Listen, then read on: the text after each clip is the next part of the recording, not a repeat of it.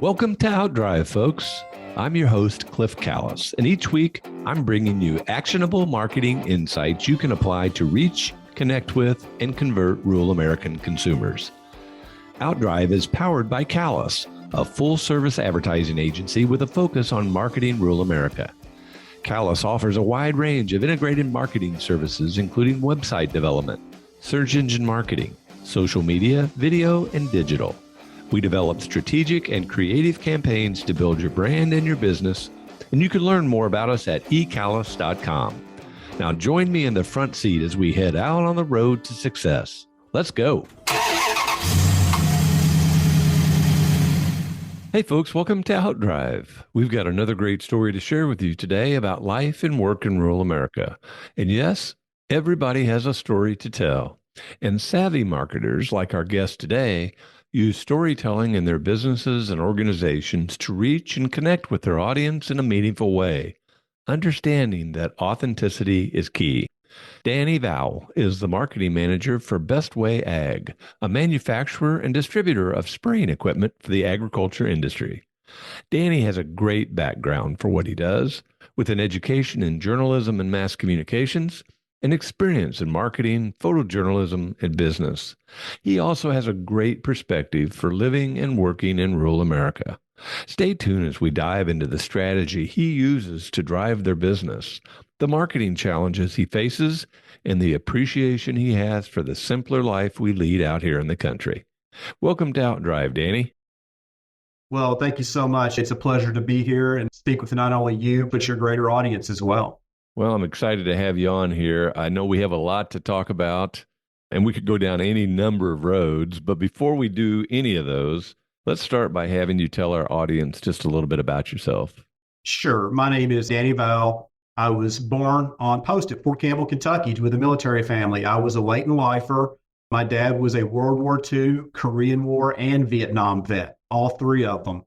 So been around the military community and the agriculture, the farming community, rural America. All of my family on both sides were farmers.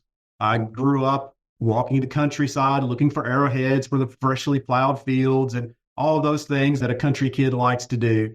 As I grew older, like so many, I wasn't really sure that being on the farm was necessarily where I wanted to be or needed to be. And part of that was I didn't really feel like that the land was going to be there. And sure enough, my dad sold our family plots before I came of age to kind of take that over. Wish I had one of those back. I'd have a house built on it right now.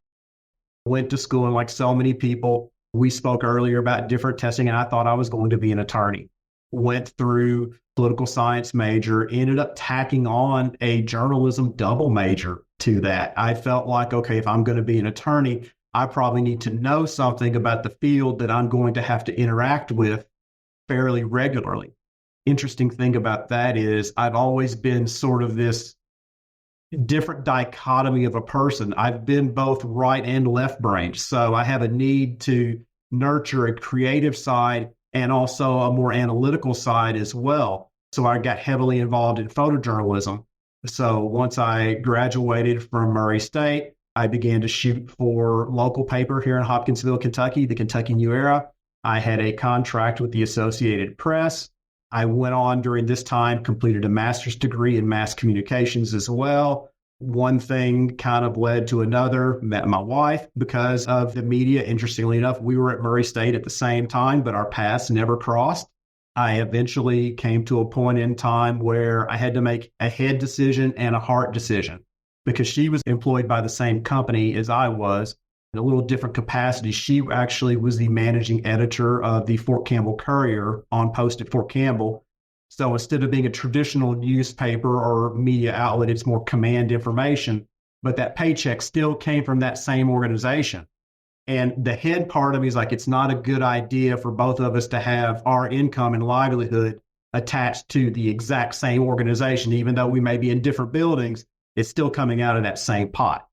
Then there was also a heart decision as well, because at this point in time, the media as a whole was beginning to change quite a bit. And being a news photographer, as cell phones and phone cameras were becoming more prevalent, you could see there was a less and less demand for the skill set that I brought. And also just the media in general was changing. Don't want to get too deep into it, but I just felt like it was no longer where I needed to be. I needed to make a career change. And as things happen a lot of times in my life, it just kind of fell in my lap. There was a local company, Ebonite International, at that point in time was the world's largest bowling company. On the competitive side of things, I had done a little bit of freelance work for them. They just happened to get in touch with me, had a position, took that job. And that's how I really began to put more of some of the marketing skills that I had picked up in college to use. That's how I transitioned from media to marketing. That company was eventually sold. And again, due to a mutual contact that my wife had, David Barbie here at Best Way Ag had need to bring some in-house marketing in. He needed a marketing manager, someone to kind of grab that bull by the horns and steer it and develop a brand identity. Called him up. One thing led to another. And in a matter of a day, I landed here at Best Way Ag. So that's how I ended up in this chair and talking with you here today. You never know how things are going to work out, but they always do, don't they? It definitely seems that way. There's so many different points in my life where I could point to that proverbial fork in the road, and it just seems like the right path just opens up, and there it is. Well, I think we have a lot in common hearing your background, and I think we could take it down any one of a number of roads here. I want to talk about your right brain, left brain talent just a minute because there's not a lot of people like you out there, I don't believe, but I have known a couple, and they have been incredibly talented because they can see things from both sides. How do you view that? Honestly, there's some days that it's a little bit difficult because it seems like there's some days I may skew a little more right brain, some days I may skew a little more left brain. I will tell you, my wife tends to be more on the creative side. And if I wake up on that more analytical side of the bed in the morning, that's when she says, okay, here's the checkbook. You're going to balance it. You're going to do all that. So it's finding a balance between the two. And what I find is that I need to nurture the creative side more and then just let the analytical side just kind of do its thing. It's going to take over. And it's like you said, sometimes you do see things from a little bit different perspective. And that's actually, I think, one of the reasons why David, after the interview here, really wanted to bring me on, because I did bring a little bit different perspective to things. I could set up all the creative assets. I could build that brand identity, but by the same token, I could look at sales forecasts and begin to draw some data from those numbers as well. So it's different. And you are right. I don't think there's that many people out there that have that ability. It's a blessing and it's a curse at the same time. I understand. We had a creative director one time that was left brain, right brain, incredibly talented, very creative, but she understood the business side of marketing. And I think that's what you bring to Best Ag. In my mind, to be a good marketer, you have to understand business too. And what drives sales, how do you talk to people? How do you get their imagination? Absolutely. I feel like, here, David Barbie is an incredible businessman. And I get a lot of that nourishment that I need, from that side of things from him. I'm constantly learning. And by the same token, whenever I'm in one of those more creative modes, people can take a lot away from that as well here. And they can kind of learn as well, especially our sales team. The one thing that I always tell everybody is, hey, we're all salesmen and we're all marketers as well. And so I try to get people to tap into maybe some of the different hemispheres, if you will, that maybe they don't normally touch on a daily basis as well. Because I do feel like to some extent, everybody has a little bit of right brain, left brain. It's just which side is dominant. That's a great perspective. So I'm guessing then that you have a really great working relationship with the salespeople in your organization. Absolutely. And it's so critical to have that as well, because as I tell them, I can't be everywhere. You're my eyes and ears. And there may be a marketing program that works amazing, say, in the Southeast that doesn't necessarily fit in the West. And that's that feedback that I need. So, having them out there and being cognizant of all that and being aware and feeding me the information that they're receiving and what are their needs and what are our dealers' needs and wants in their particular territories is so vital. I think we could take a natural discussion down, distribution and products, but let's go back just a step and tell us about Best Way Ag. Sure. So the story of Best Way Ag, it starts with David Barbie, who I mentioned before, and it really was a result of his vision. Back in the late 1980s, I believe is correct, he founded Ag Spray, which a lot of people out there may still be familiar with today. That's a company that still exists, but he sold that to Femco around 2008. There was a period where he did some other things because there were some non-competes at play there. But then about 2014, he wanted to really get back into the liquid handling application and storage sector. So opened up the doors again, and it was under the Bell Equipment, which some people may be familiar with from the Mississippi area. So under that Bell Equipment and the Pro Tank and Equipment banner is how that business first opened. Expansion and growth came just rapidly. And that's just because of the drive and dedication of David, his brother Todd, and the entire Barbie family. They're the ones that really kind of, drove that truck and made sure that it went where it needed to go. So then Best Way was bought. People may be familiar with the Best Way sprayers from Kansas, the big field propofol types. That was brought in.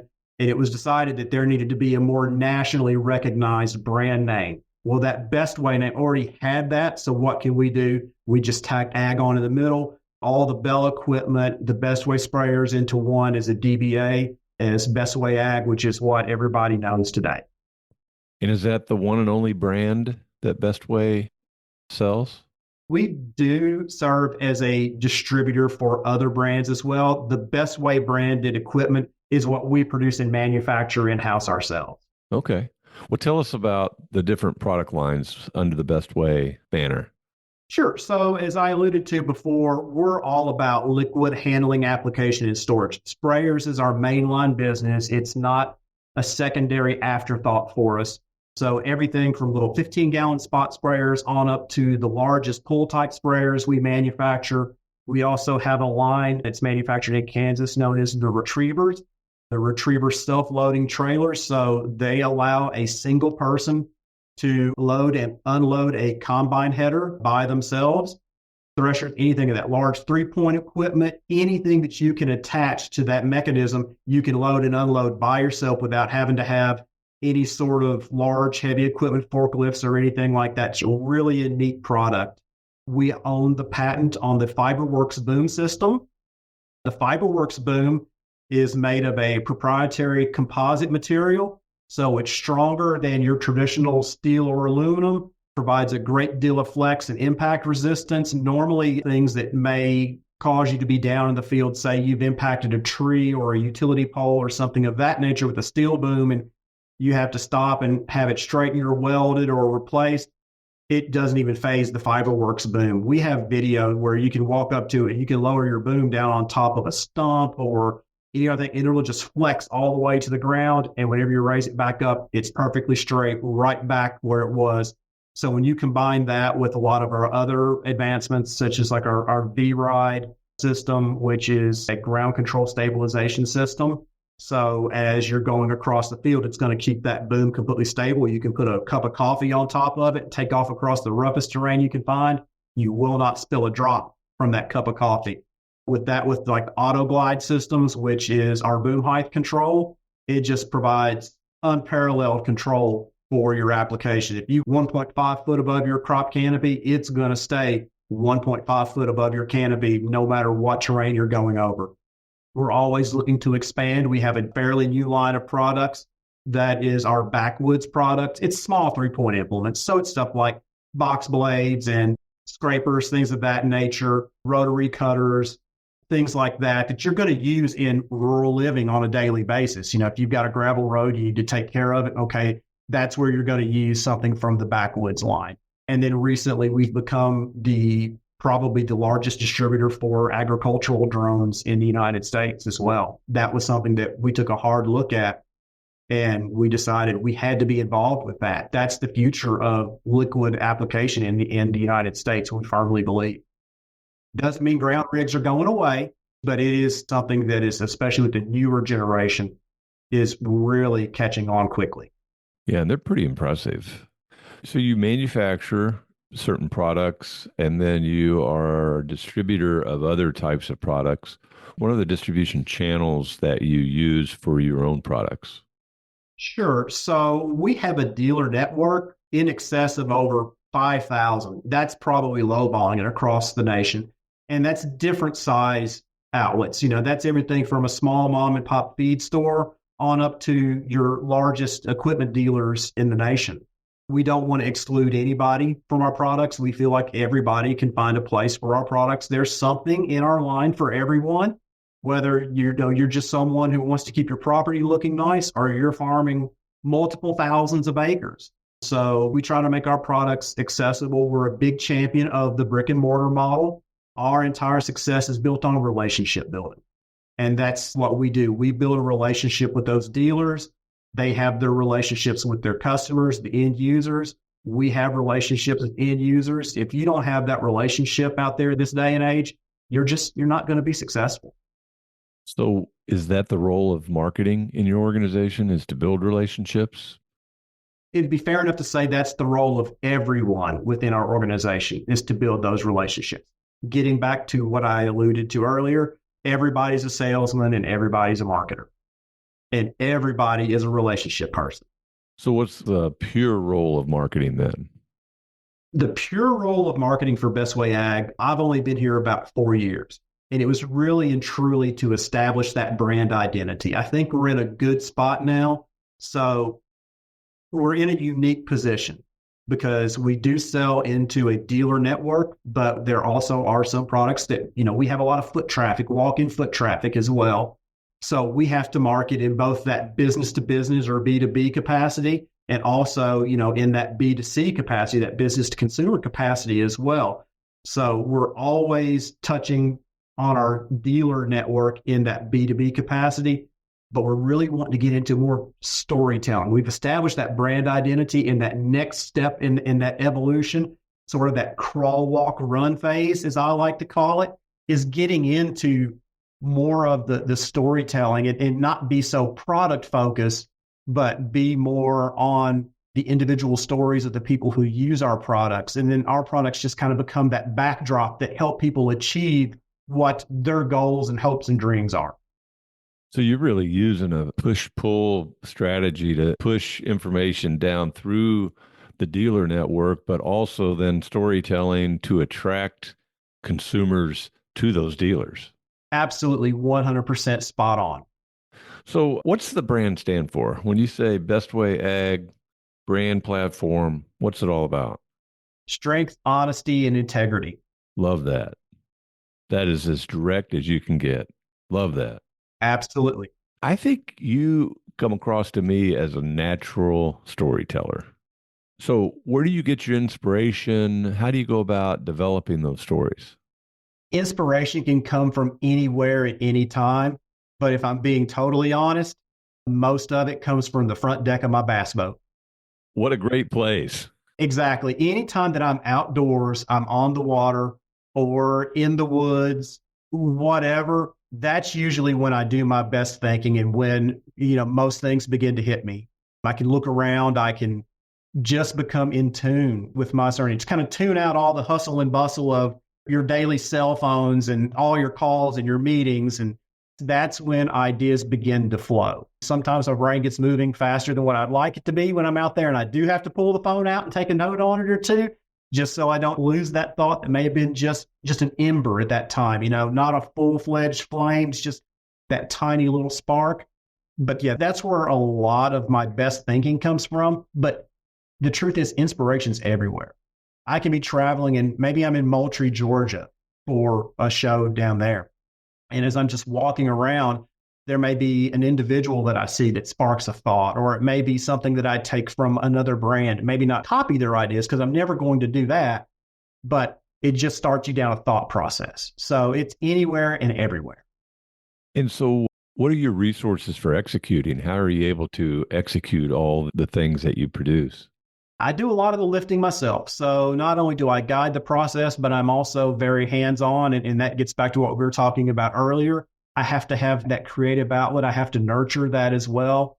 I have an in-house assistant that helps me with quite a bit with print products, especially for pagination. And of course, we also leverage some outside agencies as well when we need to. We do try to keep as much stuff in-house as possible, but the reality is we have so many irons in the fire that sometimes we got to have some extra shoulders that we can tap on and say, hey, can you help us out here? Makes sense. Talk a little bit about all those different irons that you're using to get that message out. Sure. So our print product is still vital to us. Everybody wants to say print is dead. I will tell you, print is not dead. You just have to find where it fits best within your model. And for us, that's still going to come into things like, point of purchase displays. There's still a demand for catalogs out there. There's still so many of our smaller dealers, those mom and pop stores, they still want that physical catalog that they can put their hands on and they can turn those pages and see. Of course, social media is becoming larger all the time. You have your various channels there. Of course, everybody's familiar with Facebook and Instagram and X, formerly known as Twitter. I still have a hard time saying X. You said Twitter for so many years. It's so difficult. I'm not saying it's good or bad, either one. It's just sometimes you have to stop and think about it for just a second. Your other platforms out there, such as TikTok, we're beginning to experiment a little bit with influencer marketing, especially on the drone side of things. But we are very selective because we need to make sure if anybody's out there talking about our products, they have to be genuine, they have to be honest, and they have to be truthful. Because one of the big things that I always stress is truth in marketing. If you're fake, you're going to be found out pretty quickly. So you have to make truthful claims about everything, and you just have to be genuine and honest. So the people that we engage with, they have to fit those core characteristics we talked about just a few minutes ago: strength, honesty, and integrity. If you don't have that, then you're not the right fit for Best Way Ag. Makes sense. So I think we've run across you at some trade shows. How important are trade shows in today's marketing landscape? I still believe they're vital, but it depends upon the show as well. Because in my mind, there's two different classes of shows. There is a selling show, and then there's a showing show. Okay, there's certain shows you go to right out of the gate, and you're not going to move a lot of product there. You're going to have a lot of people coming around doing inquiries. They want to find out about you. They want the information. By the same token, there's a lot of networking opportunities there with, say, our vendors. So it's all the big names you'd expect, T-Jet, Banjo, those guys like Raven, those guys like that are so vital to our business for the sprayers that we manufacture. So you have that class of shows. They serve a purpose. It's a large capital outlay to go to those. But again, a lot of times those connections that you make and those opportunities to network that you may not have on a day-to-day basis are so vital. And it's also exposure too. You're very leery about pulling out of some of those because you feel like if you do, it could be an indicator of weakness in the market. And so that's the last thing that you ever want to do is appear weak to a competitor. By the flip side, then you have the selling shows. And that's kind of the period that we're going to be coming up into now, post-harvest. Everybody knows what their yields are. They know how much money they have. That's when they're going to the shows looking to purchase new equipment. So that's still vital. And again, that's that touch point, that B2C touch point.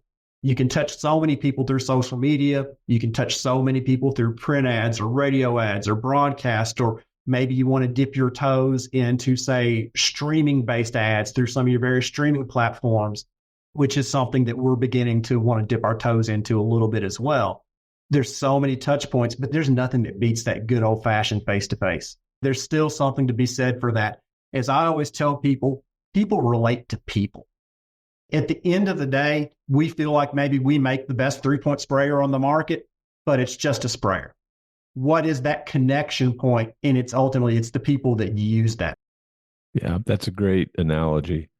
So you have a lot of different product lines. You have a lot of ways that you're touching your audience. You've got a huge dealer network. You're managing a lot of different things. What kind of challenges do you face with your marketing on a day-to-day basis? I have to think there are some. Time is absolutely challenge number one. That may be a very simplistic answer, but it's so on the nose, spot on true. There are so many things that have to get pushed to the back burner sometimes that you wish you could bring to the forefront, but just because of immediate pressing needs has to be pushed off. Budget concerns. There's so much, marketers always want more money. Oh, absolutely. We absolutely always want more money. We always want a bigger piece of the budget. So that's always going to be a slice of the pie. Pace is a huge one, especially whenever you're talking about the world of social media. and just online presence, all the various algorithms changed so much. In just the blink of an eye, what worked yesterday doesn't work today. And you've got to be able to switch gears on the fly. And you don't have the knowledge of what that algorithm's looking for. You've got to know the people that do so you can get in touch with them and you can make sure that you're staying relevant. So that's a huge challenge in today's market, is just keeping pace with the rapid fire changes. I mean, now you've got AI on the scene. That's a whole nother ball of wax that we could go down a whole different rabbit hole. Isn't that the truth? Who knows where that's going to go? Oh, it's simultaneously exciting and scary. I agree. There's so much that you can do with it. But beside from all the different movies that we've seen through the years where AI raises and takes over, which, I'm not going to discount that. Who knows where AI is going to go? But it's just scary because it takes away that truth element that I was talking about earlier. And if there's not truth in marketing and suddenly everything's cast in shadow, was this AI generated? How do I know that this is a real video clip of Farmer Bob in his field? Is this just something that you did using an AI tool? It casts doubt on everything. So it makes marketing more difficult, I believe. And I think you're going to continue to see that challenge as technology continues to evolve. That's great insight, because I had not thought about that, but you're right. Authenticity is so important. And, it seems like right now you could sort of tell the difference between content that has been AI generated or people generated. But as we go forward, I think it's going to be harder and harder to tell the difference. You're spot on with that. Right now, I can look at AI generated copy and I can tell you within 2 or 3 sentences, that first paragraph, yeah, that was done by ChatGPT or you name your AI plugin of choice. There's no soul to it. There's no heart to it. Grammatically, yes, it's immaculate. It's impeccable, but it's just lacking that human spirit in there. I think it's going to get better. I truly do think it's going to get better. I sincerely hope that we never get to a point to where it replaces the human element, though, because there is no substitute for that. No, there's not. Thank goodness. Yeah, no, it's an experiential thing, okay? Because you and I and everybody out there listening to this, we've had experiences in our life that have formed our character and our personality, our psyche, all of that. And all that is what we draw on. We draw on the happy moments, the joy, we draw on the pain, we draw on it all. And I just don't know that even though AI is going to get better, I just don't know it's ever going to be able to do that. Yeah. Kind of sitting here listening to that thinking, I hope it doesn't. Oh, that would be incredibly scary if it did. I don't want to imagine that world. So you've talked about this. Certainly AI is the most recent example. Marketing just continues to change. Most of it's driven by technology of some sort. How do you stay current with what's going on? That's a challenge in and of itself. Well, usually what I do is I throw away 2 or 3 cell phones a year. I just get tired of them and I just ditch it and I go back to the basics. I'm kidding, everybody. I can hear all the younger listeners right now just gasping in horror. Sometimes it's a challenge because sometimes you kind of have to force yourself because it's so easy to fall back into that default mode of what's comfortable. So it's constant research, and it's also bringing in younger people, maybe being an intern, because that really keeps me energized because they're on the cutting edge of everything. And so they're sort of my eyes and ears there. I learn from them. They learn from me in my experience, but I learn from them on the cutting edge state of the art technology as well. So just because, you look at someone and they're 22 years out and bright-eyed, is right out of school, doesn't mean that you can discount, because everybody can learn from everyone. We all have a story to tell and we all have something to share. Absolutely. And I agree with you. I think interns are incredibly valuable. It's a win-win situation when that works. So are the demographics of your industry, your customer base changing? I believe that you're just on sort of that cusp of beginning to see that. Our core customer is still going to be that 40, 50, 60-year-old farmer, mid to large acreage, no question about that. But I will tell you, since the drones have come on the scene, we're beginning to see a little bit of a shift. I'll share a little story with everyone right here. I'm not going to use any names because I don't have a signed release on that yet, but we had a gentleman that walked in our store here one day, and I was talking with him about the drones, and he got really emotional. He was probably mid-50s, and he broke down crying right there, and he said to me, I got my boy back. His son wanted nothing to do with the farm in any shape, form, or fashion until through exposure to agriculture drones through an FFA program. I always have to catch myself because I always want to say FAA when I'm talking about the drones, but through a program through the FFA, he developed an interest in that, and they bought one to use on their farm. And ever since then, he wants to learn everything about agriculture. It's lit a fire in his son. And now he's like, Dad, this is what I want to do. I want to be here on the farm. And so, you're talking about a farm that's been in the family for, multiple generations. And here this father thought that he was it. He was the end of that line, and that his son wanted nothing to do with it. And now, because of this new piece of technology here, his son is all in. So, yeah, demographics are changing. Isn't that something? What a great story. That's what we need to have happen.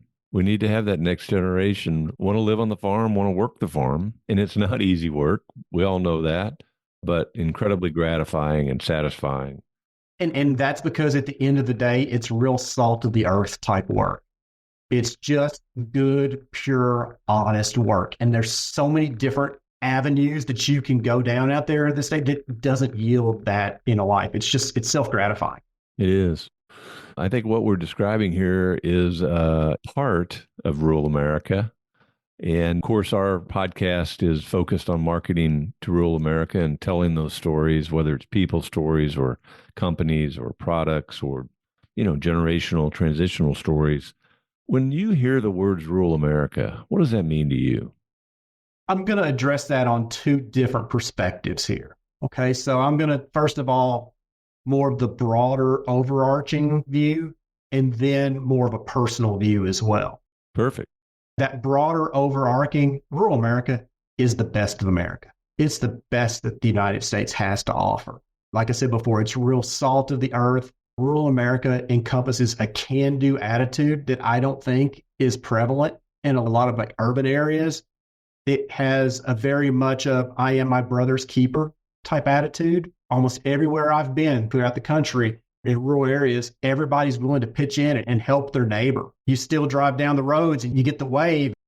It's a completely different lifestyle. It's a completely different mentality, and one that I think is far more healthy from not only a physical standpoint, but a mental and spiritual standpoint as well. It's just something about the connection that you have with living and being out amongst all of God's creation.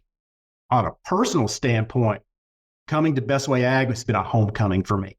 Again, I shared that, my family were farmers, and I grew up out on the plowed fields looking for arrowheads and doing all the things that a little country boy does, watching the bobber go down on the farm pond and, helping during planting and harvest time. I grew up doing all of that.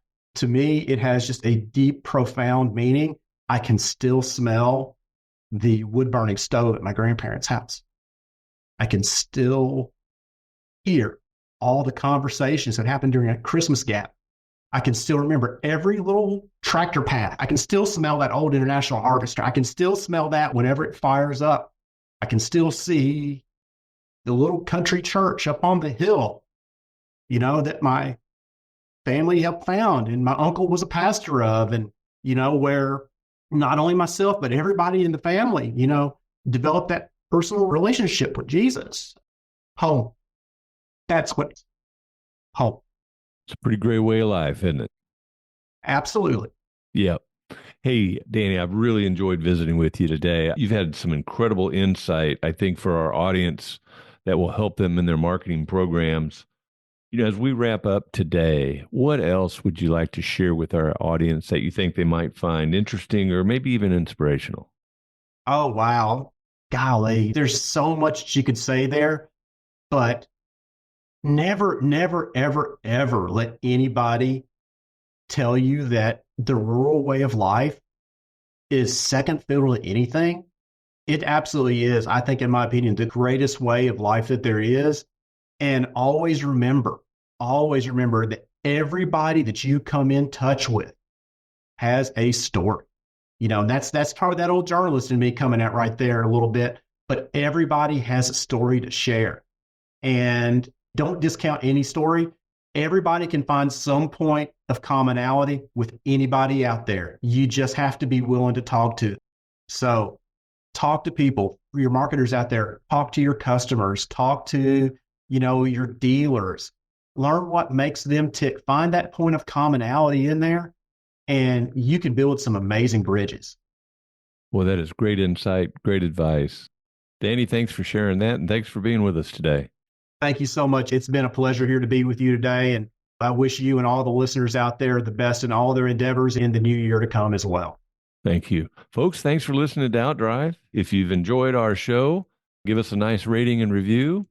And I hope you've enjoyed this specific episode with Danny Vowell, Marketing Manager for Best Way Ag. Come back again next week, and I'll take you down the roads of rural America, where it is heaven on earth.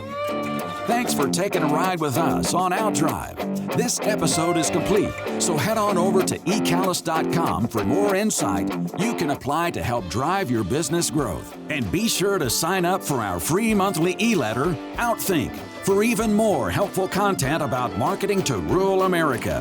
Have a great day and keep on driving.